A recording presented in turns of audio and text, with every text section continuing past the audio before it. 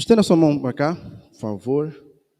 Pai, nós te louvamos em nome de Jesus por essa oportunidade, Pai, de primeiro o Senhor morrer por nós, nos amar, Pai, e segundo, porque nós estamos num lugar, num país em que nós não somos perseguidos por ouvir e saber a Tua palavra. Muito obrigado por isso, Pai, e que a Tua palavra, Pai amado, entre em nós, Pai amado, e seja como água, Pai, em nome de Jesus Cristo, saciando nossa sede, saciando nossa fome, Senhor. Faz Tua vontade, Rei Eterno. Nós queremos Te agradecer por tudo, Pai amado. E, Senhor, muito obrigado pelas mãos que contribuíram. Obrigado, Pai amado, pelos irmãos que têm contribuído pela Tua obra. Pai, tanto em mão de obra, em serviço, quanto em oferta, espécie, em dinheiro. Jesus. Pai, muito obrigado. Continue fazendo prosperar os lares, as casas, as famílias. Pai amado, em nome de Jesus Cristo, nós consagramos tudo no altar da Tua graça. Obrigado, Pai. Fale conosco e reina em nós, em nome de Jesus. Amém. Amém, queridos. Hoje vamos iniciar uma série de mensagens objetivando o reforço da doutrina dessa igreja. Algumas pessoas às vezes nos veem apenas andando, caminhando, mas nós não temos reafirmado algumas de nossas crenças, né? Cada um alcança uma compreensão do Evangelho, tanto individualmente quanto coletivamente. Nós escolhemos andar por alguns caminhos em termos de compreensão e abordagem. E é importante que nós reforcemos isso durante os meses de setembro e outubro, que vai ser o mês da Reforma Protestante.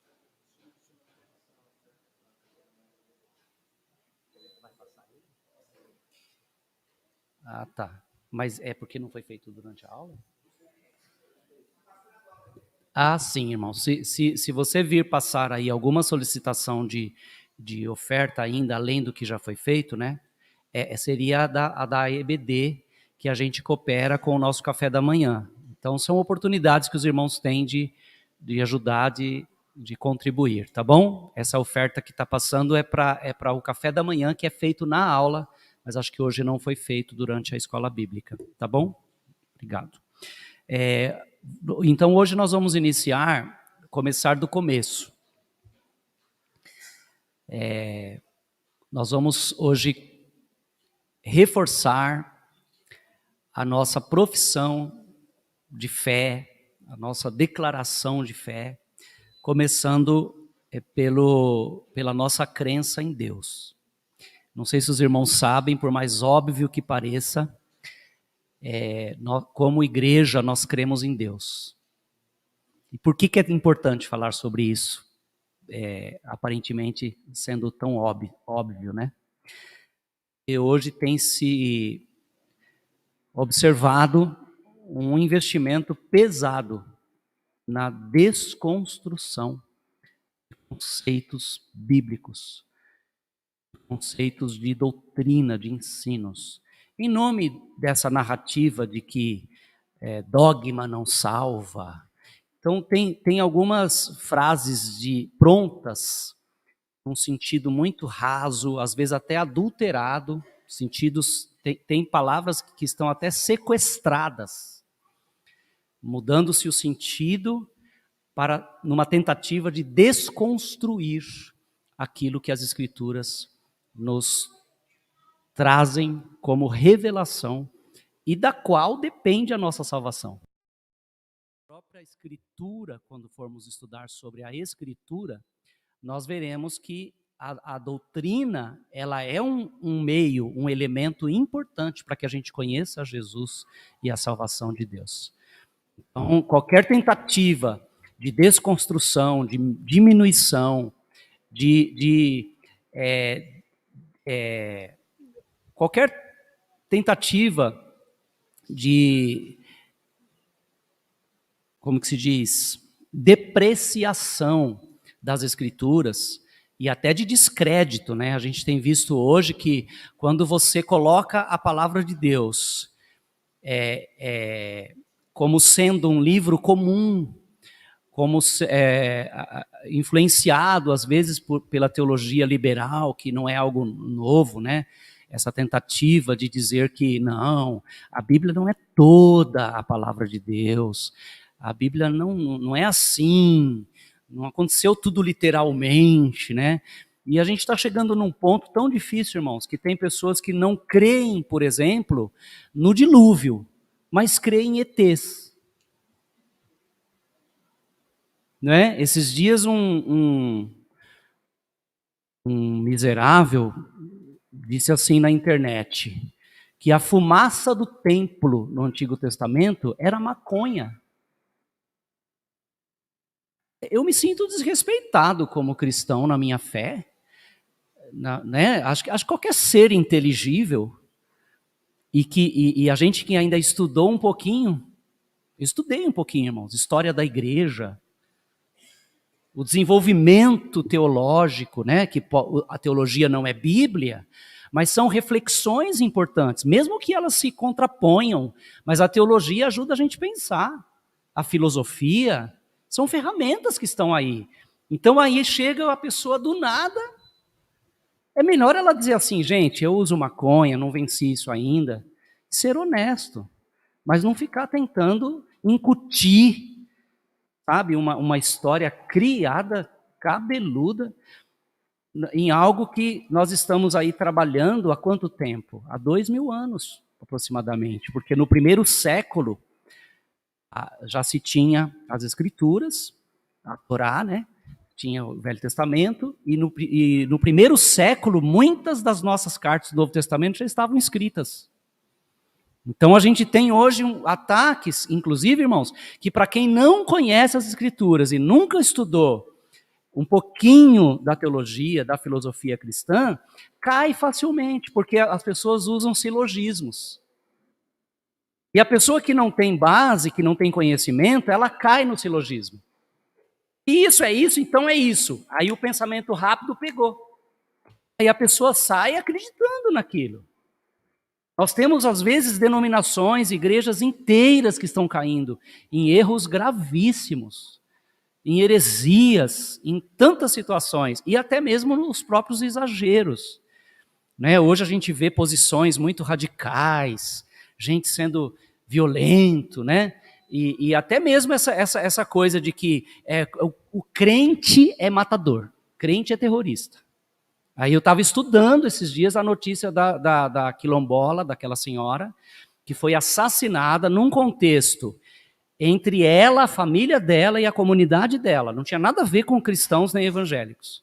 Teve lá uma situação e eu fui atrás das fontes, estudar, porque saiu uma matéria na Carta Capital dizendo que aquilo ali é uma perseguição religiosa, é uma discriminação religiosa. E eu falo, gente, sinceramente, eu acho que tem coisas que você é obrigado a concordar porque tem fatos, porque são verdade. Agora, tem coisas que não vêm com narrativa para cima de mim porque eu conheço a Escritura. E quem conhece não fica enganado. O salmista diz, escondi a tua palavra no meu coração, para eu não pecar contra ti. Como que o mancebo, o jovem, purifica o seu caminho? Observando-o conforme a lei do Senhor. Lâmpada para os meus pés, é a tua palavra e luz para o meu caminho. Então a igreja de Cristo, ela tem que fazer autocrítica? Tem, mas não tem que engolir histórias cabeludas contadas por ninguém. Tem que conhecer a palavra e se posicionar. Amém, queridos? E lutar contra todo tipo de injustiça, de violência, de ódio, de tudo isso tem que lutar. Isso é verdadeiro. Agora, vim pôr a mão na minha cabeça e colar um rótulo na minha testa? Não, primeiro a gente vai sentar e conversar. Deus me fez inteligente. Você também. Então tome muito cuidado, irmãos, com julgamentos. O mundo está assim, em relação à igreja. É criar uma fogueira e estão chamando os crentes para jogar gasolina na fogueira. Eu não vou cair nessa, em nome de Jesus. Eu vou permanecer confiando em Jesus, procurando parecer mais com Ele. Né? Essa é a ideia, fazendo o que tem que ser feito, mas a gente não pode simplesmente ir engolindo, né? Tem muitos cristãos que, por não terem vida com Deus, não terem vida de oração, não terem vida na palavra, não têm entendimento, estão se associando aos incrédulos para baterem na igreja e acusarem a doutrina. O problema está na doutrina. Então, tira a doutrina, tira a Bíblia. Aí você tira a Bíblia, vamos ver o que sai junto com a Bíblia. Vamos ler Romanos 1, 18 a 23. O texto já começa com uma frase feia, tá, irmãos? Mas a gente aqui lê a Bíblia normal. A gente lê a Bíblia, só que a gente não tira do contexto. A gente vai entender hoje mais um pouquinho sobre esse Deus, né? Então, se cremos em Deus, e eu quero hoje deixar essa reflexão aqui, até como pergunta, em que nós cremos? Em que Deus nós cremos? A partir de qual ideia? Né? A partir de que revelação? Entende? Não há em mim aqui hoje nenhum resquício, nenhum resíduo de presunção da tentativa de provar se Deus existe ou não. Porque isso não é prerrogativa minha, nem nossa. Vamos ver o que o texto diz. Portanto, eu quero ler junto com você, tudo bem? Romanos 1, 18. Todos, por favor, me ajudem. Portanto, a ira de Deus é revelada dos céus contra toda a impiedade e injustiça dos homens, que suprimem a verdade pela injustiça. Pois o que de Deus se pode conhecer é manifesto entre eles. Por quê? Porque Deus lhes manifestou. Desde quando? Pois desde a criação do mundo, os atributos invisíveis de Deus, seu eterno poder e sua natureza divina, claramente sendo compreendidos por meio das coisas criadas, de forma que tais homens são indesculpáveis. Por quê? Tendo conhecido a Deus, não o glorificaram como Deus, nem lhe renderam graças, mas os seus pensamentos tornaram-se fúteis, e o coração insensato deles obscureceu-se. Dizendo-se sábios, olha lá, tornaram-se... Está aí o 22? Vamos lá? Dizendo-se sábios, tornaram-se loucos e trocaram a glória do Deus imortal, semelhança do homem mortal, bem como de pássaros, quadrúpedes e répteis. Aqui é uma palavra genérica sobre a corrupção do gênero humano. Então, Paulo está falando num contexto já neotestamentário, pós-sacrifício de Jesus, sim, mas ele amplia a sua visão e mostra um mundo onde os seres humanos tiveram prova de Deus, porém suprimiram a verdade sobre ele e começaram, ao invés de adorar a Deus, adoravam um sapo, galinha, jacaré. Porque sempre que alguém rejeita o conhecimento de Deus, se achando sábio, cai nesse extremo, não é? De se tornar não somente idólatra, mas de adorar criaturas, como está falando aqui, pássaros, quadrúpedes e répteis, que é o caso da idolatria e feitiçaria até, não é? Então vamos lá.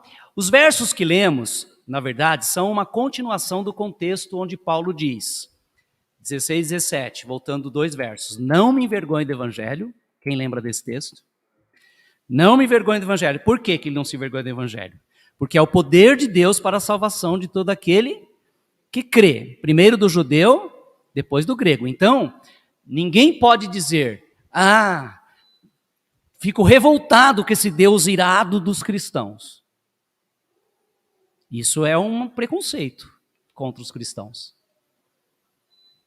Porque quando a palavra de Deus mostra a ira de Deus, ela não mostra a ira de Deus antes da possibilidade de salvação e redenção. Sabe por que Deus fica irado? Olha o 17. Porque no Evangelho, o que é revelado no Evangelho? A justiça de Deus, que é uma justiça que do princípio ao fim é pela capacidade humana, não é isso? É pelas obras humanas, é pelo esforço humano?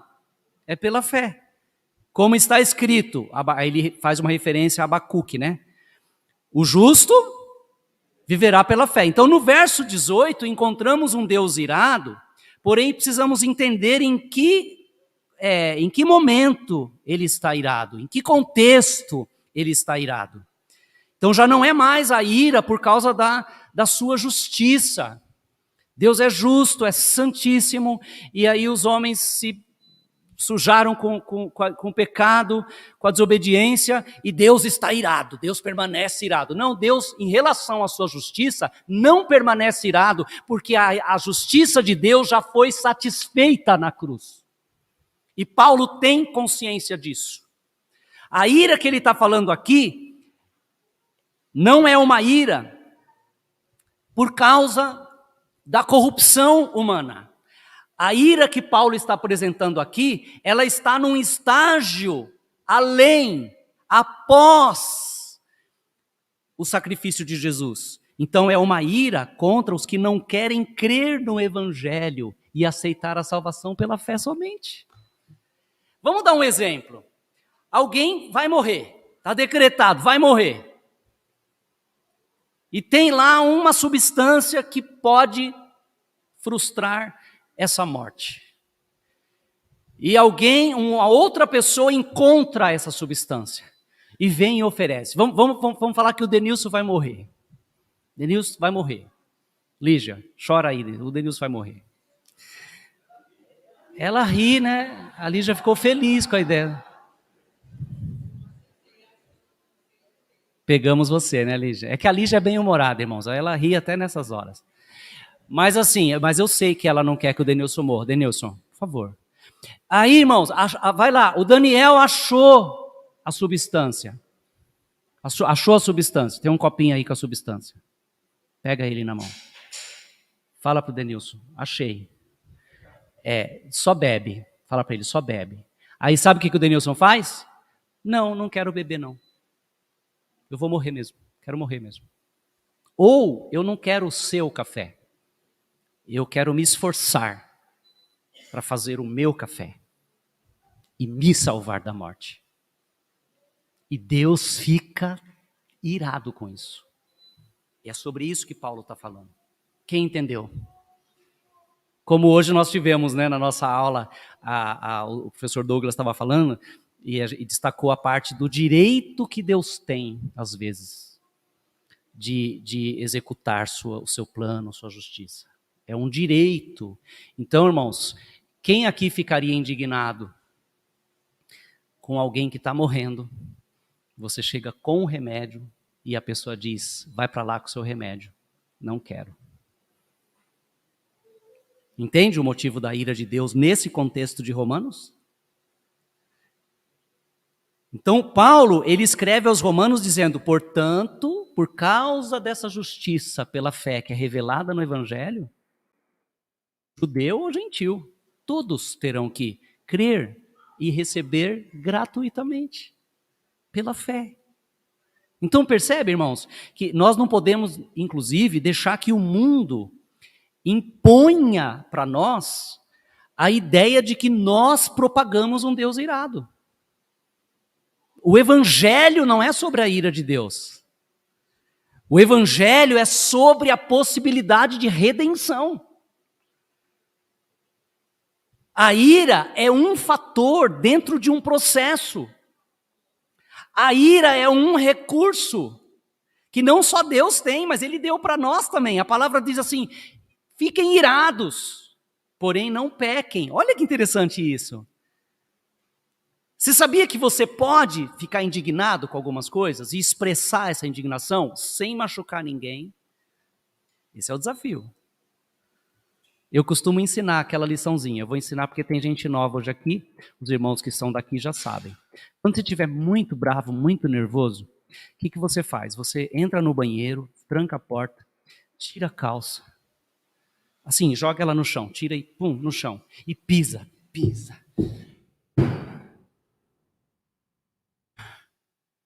Quando você acalmar, bate a calça, põe e sai do banheiro. Não magoou ninguém. Então, a ira, ela é um atributo, não é um atributo, é uma manifestação dos atributos de Deus, é uma emoção de Deus, não é? É um sentimento de Deus. Só que quando Deus se ira, é diferente da gente. Às vezes a gente se ira por questões fúteis. Porque, não fizeram do jeito que eu queria. Pintaram essa droga de igreja de cinza. Não que não estou tendo nenhuma revelação. Mas você percebe que às vezes a gente se ira com pouca coisa. Sai atrasado de casa e se o trânsito parar, já fica irado. Sem razão. Sai mais cedo, você mora no Graja. Xinga os outros. Não você, Vini. Você nem sai para a avenida, você trabalha no Grajaú. Nem vem. Então, irmãos, o que acontece? Paulo fala, portanto, porque foi feita uma oferta de graça, o Evangelho revela que a justiça de Deus está pronta em Jesus. E você aceita o antídoto da morte, que é Jesus, pela fé. Então, a pessoa não aceita, não reconhece, Deus fica irado. E a ira dele é revelada dos céus contra toda a impiedade e injustiça dos homens que suprimem a verdade pela injustiça. Pois o que de Deus, presta atenção, queridos, aí é onde está. A tentativa de dizer que Deus existe, ela precisa começar do modo certo. Deus, ele não é um construto da nossa cabeça, da nossa ideia. Deus não pode ser um construto da nossa cabeça, um produto da nossa cabeça. Tanto que isso deve ser rejeitado e combatido pelos cristãos. Deus não é a tua experiência. Ainda que você possa ter uma experiência com Deus, e você possa formatar, ainda que você possa configurar na sua mente uma ideia sobre quem é Deus para você, mas essa não é a revelação de Deus. Porque a revelação de Deus, ela começa de modo objetivo nas Escrituras, com o relato da criação.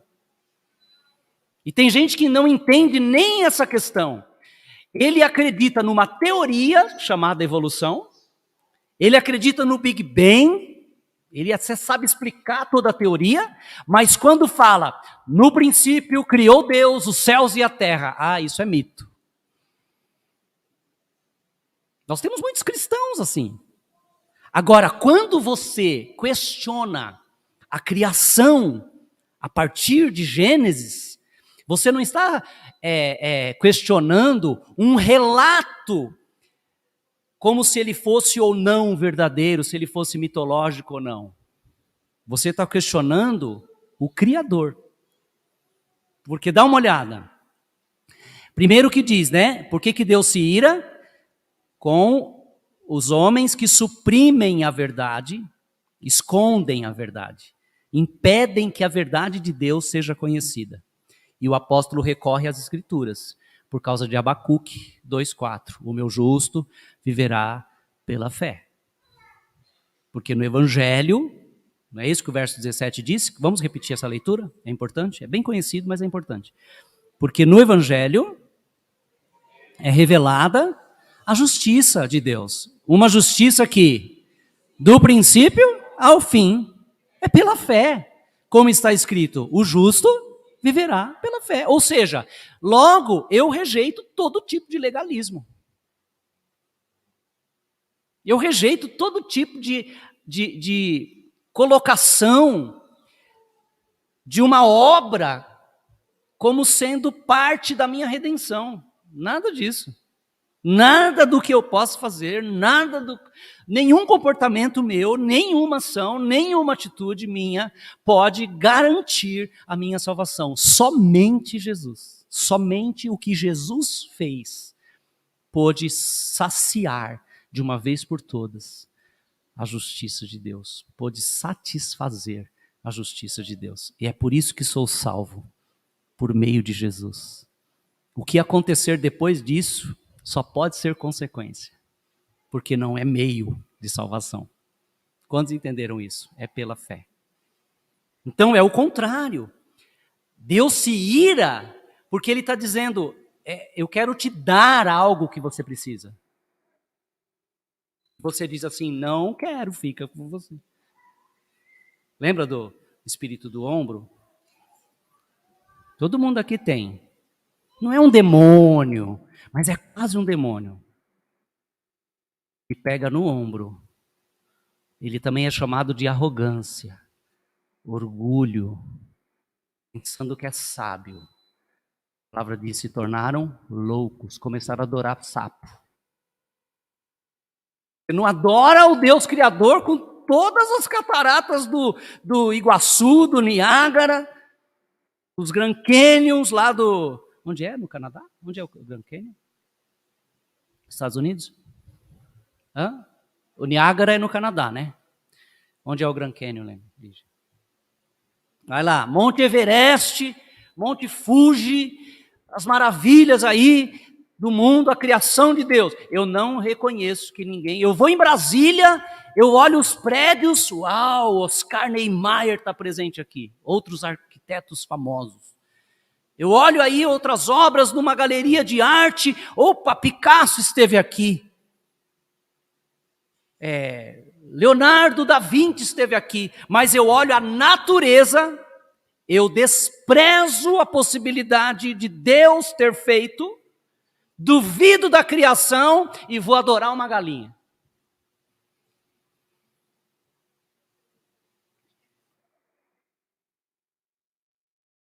Salmo 14, verso 1, o que diz? O que diz?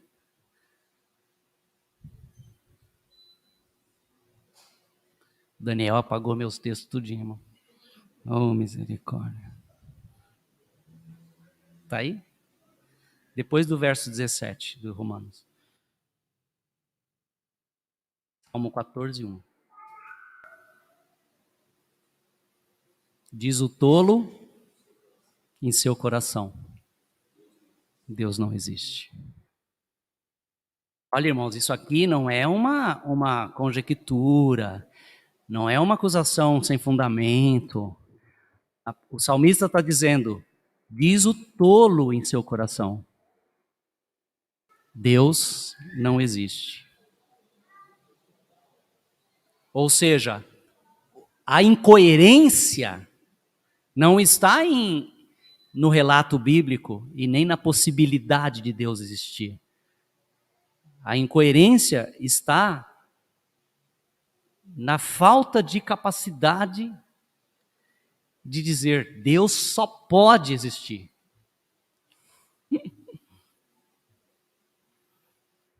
Só não consegue pegar isso. Então é uma tolice, né, dizer Deus não existe. Primeiro, o texto disse no verso 19 de Romanos 1 que o que de Deus se pode conhecer é manifesto entre eles. Entre eles quem? Todos os homens, todas as pessoas de todas as eras, Deus manifestou entre eles o que dele se podia conhecer. Porque Deus fez isso. Ele fez. Ou seja, Deus, ele se autorrevela. Eu vou ensinar uma saída para vários irmãos. Quando alguém te pressionar, encostar você na parede para você provar que Deus existe, você fala assim, isso não é um problema meu. Se Deus existe, ele que prova para você. Que o maior interessado em se revelar é Deus mesmo. Esse é o primeiro ponto. Porque às vezes a minha experiência com Deus pode não conseguir explicar para a pessoa, porque eu vou ter o Deus do tamanho que eu entendi. Quem está entendendo isso? Amém? Quem aqui já percebeu, já sacou que Deus com certeza é maior do que o que você compreende dele? Sim ou não? Por isso que a gente deve fazer como o profeta Oséias declarou. Cresçamos e prossigamos em conhecer ao Senhor.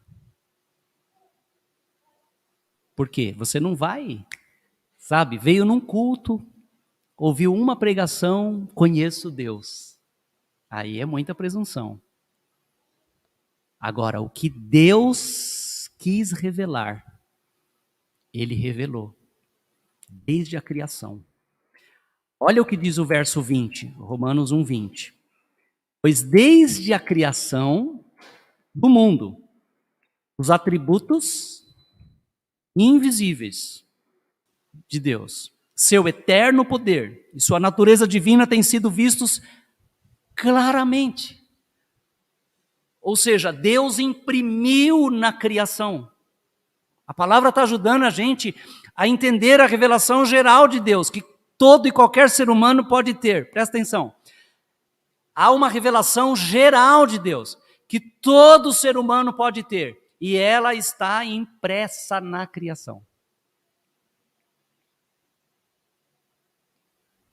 Atributos invisíveis, seu eterno poder e sua natureza divina têm sido vistos claramente, sendo compreendidos por meio das coisas criadas, de forma que tais homens são indesculpáveis. Olha, e não falou nem em Jesus ainda, hein?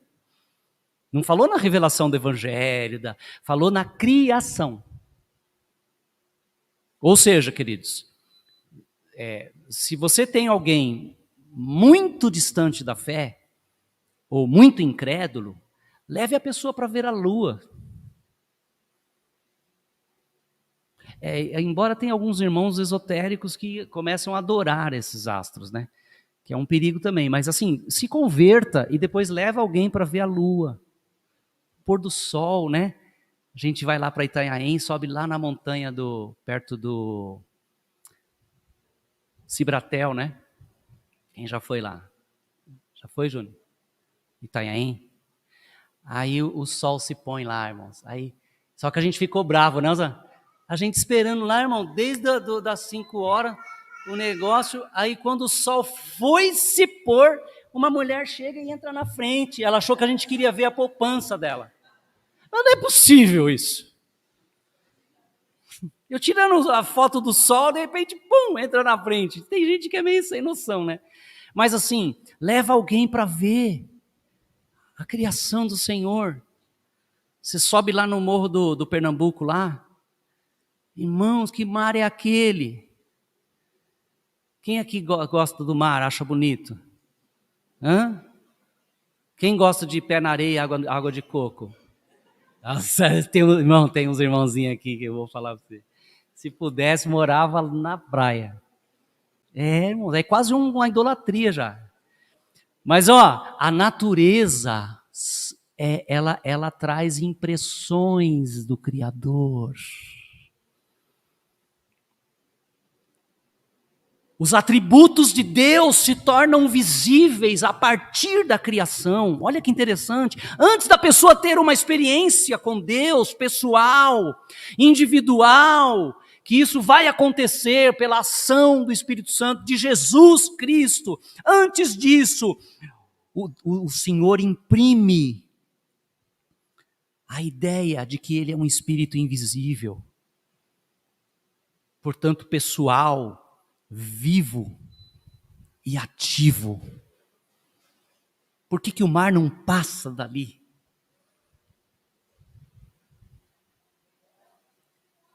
Diz que ele colocou marcas na praia e disse até aqui.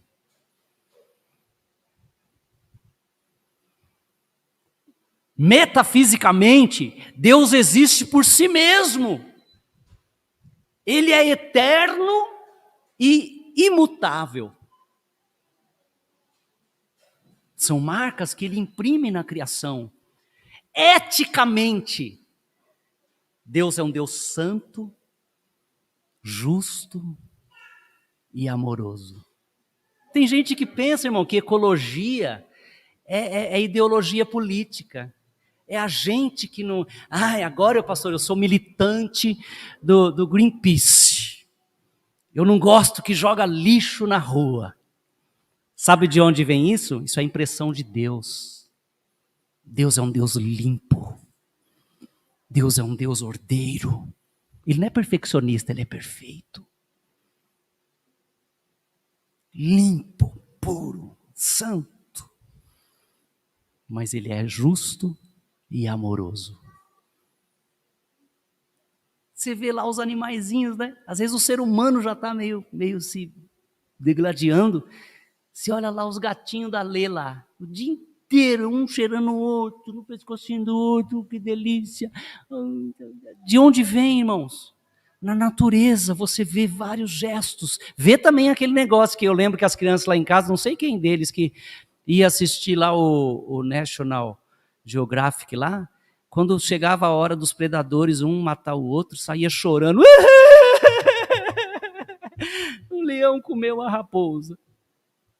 Aí a gente ia consolar, não, meu filho, tem raposa suficiente. Deus está cuidando do leão. Só que diz que lá no milênio, sabe o que vai acontecer no milênio, irmãos?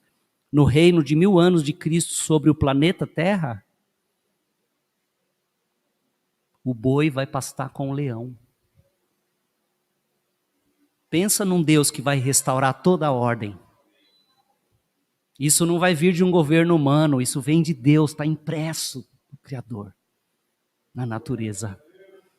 Quem espera o Rei de justiça? Isaías diz, haverá um justo que vai dominar no poder de Deus. Reinará em justiça. Emocionalmente, Deus detesta o mal, porém é paciente e compassivo.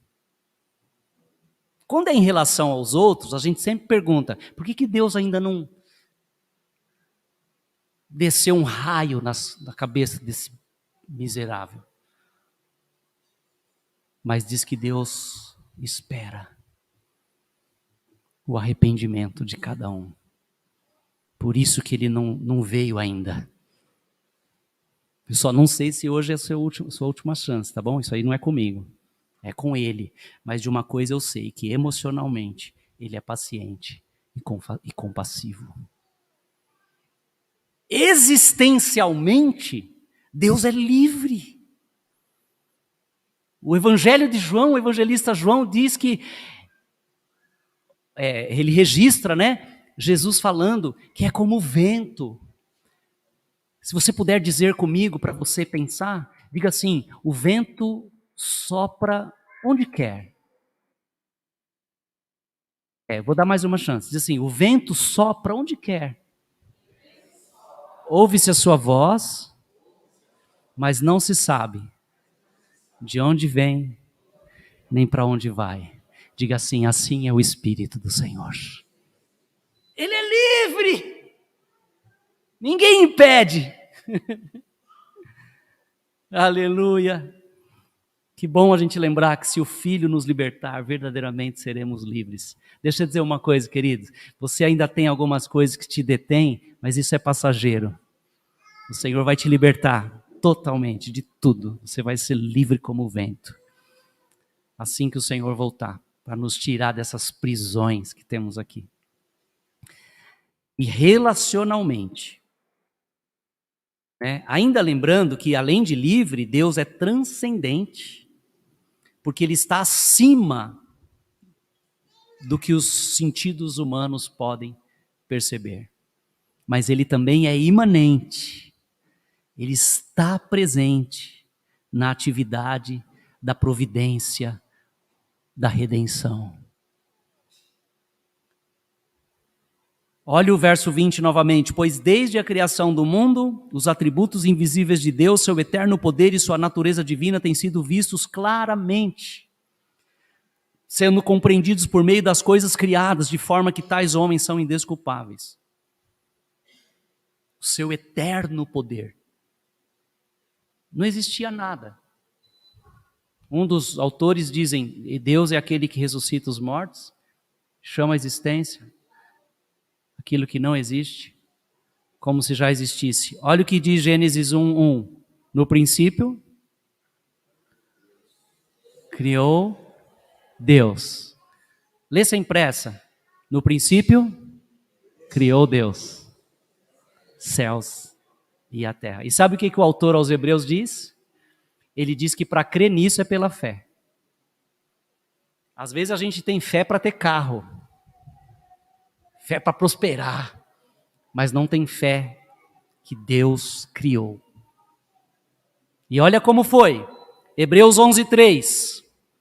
É pela fé que compreendemos que os mundos foram... Quem está comigo ainda? Quem precisa de um café? Ninguém? Vai lá.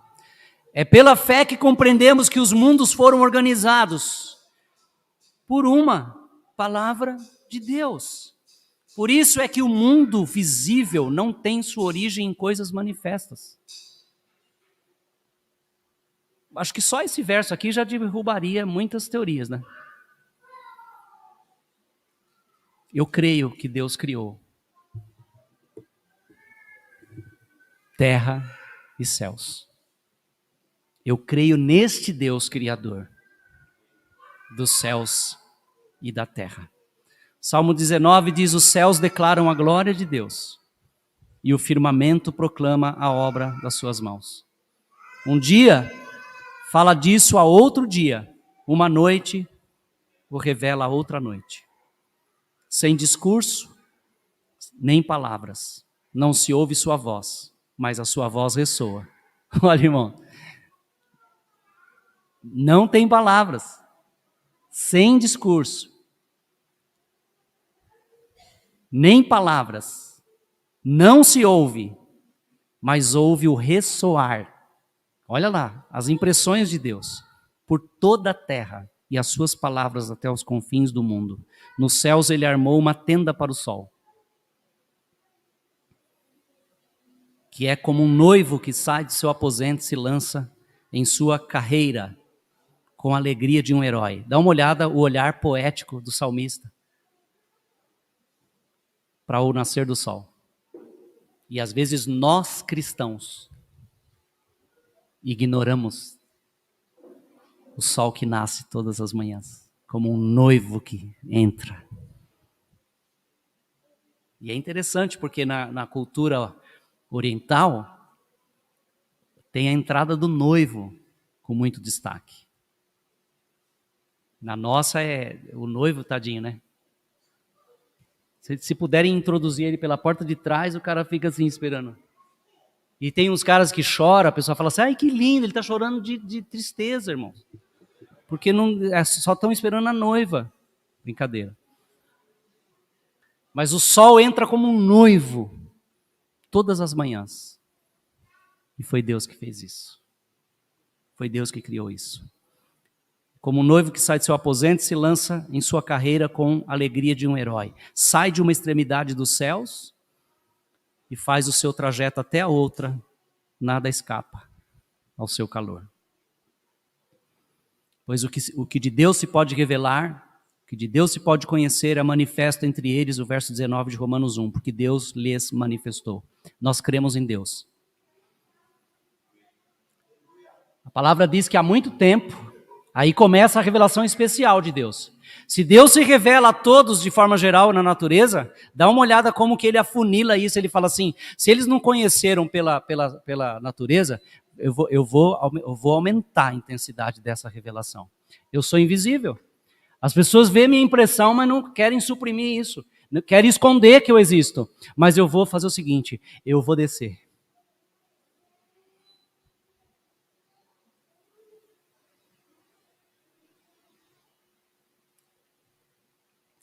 E vou me tornar como um deles.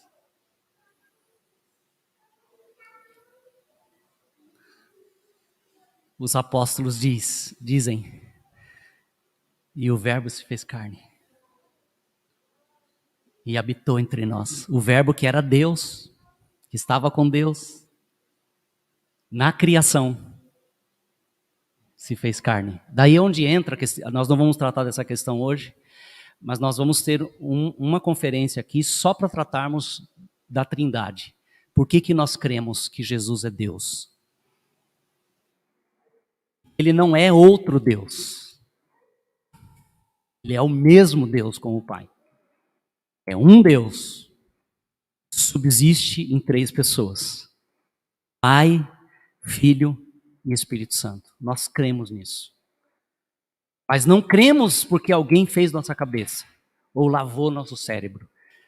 Não queremos trazer a razão da nossa fé aqui, por causa das Escrituras.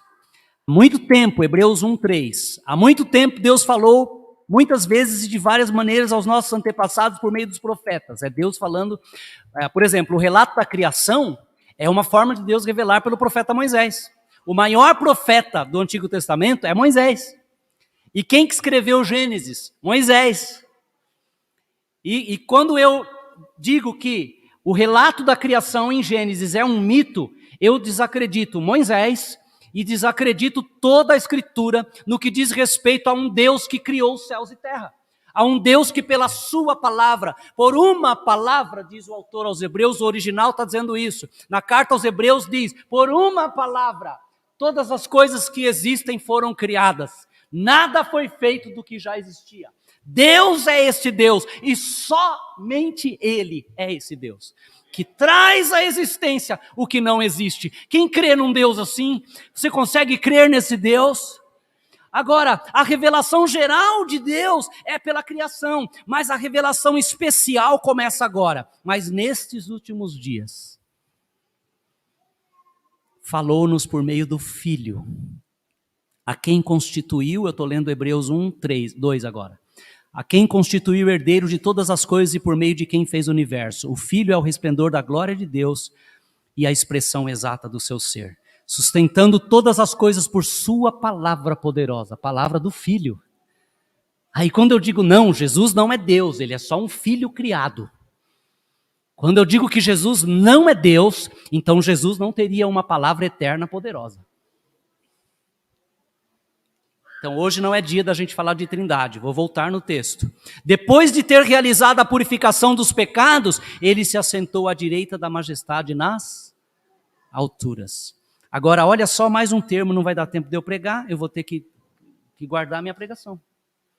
Eu ia começar a pregar agora, essa parte era só a introdução. Brincadeira, irmãos. Mas eu quero ler Colossenses 1:15-17 com vocês. Olha o que Paulo diz, o mesmo Paulo que escreveu a carta aos Romanos, e que diz Deus é visto desde o início na criação. É o mesmo Paulo que escreveu aos Colossenses dizendo sobre Jesus, verso 15 do capítulo 1, ele é a imagem do Deus invisível. Quem é Deus? Eu quero ver Deus. Irmãos, um dia eu vou ver Deus, porque eu vou vê-lo na face de Jesus. Porque olha o que o texto diz, ele é a imagem do Deus invisível. A banda vem para cá rapidinho, cadê a banda? Vem Felipe, traz o molecado para cá.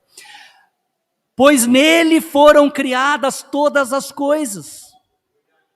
Ele é o primogênito de toda a criação, pois nele foram criadas todas as coisas, nos céus e na terra, as visíveis e as invisíveis, sejam tronos ou soberanias, poderes ou autoridades, todas as coisas foram criadas por ele e para ele.